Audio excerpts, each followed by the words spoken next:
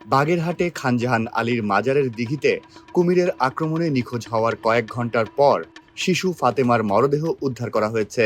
২ June ভোরে দিঘি থেকে তার মরদেহ উদ্ধার করেন ডুবুরিরা। নিহত ফাতেমার বয়স ৮ বছর।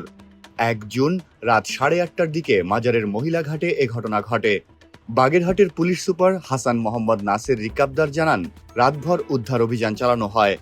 পরে ভোর ৪:৫টার দিকে ডুবুরিরা শিশুটির মরদেহ উদ্ধার করেন।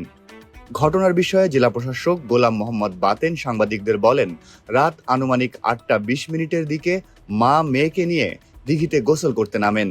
এ সময় একটি কুমির শিশুটিকে আক্রমণ করে গভীর পানিতে টেনে নিয়ে যায়।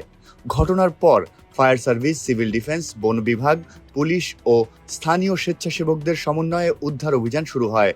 পুলিশ সুপার বলেন, নিরাপত্তা ব্যবস্থা নিশ্চিত না হওয়া পর্যন্ত মাজারের প্রধান দুটি ঘাটে সাময়িকভাবে গোসল বা পানিতে নামা নিষিদ্ধ করার বিষয়টি বিবেচনা করছে প্রশাসন।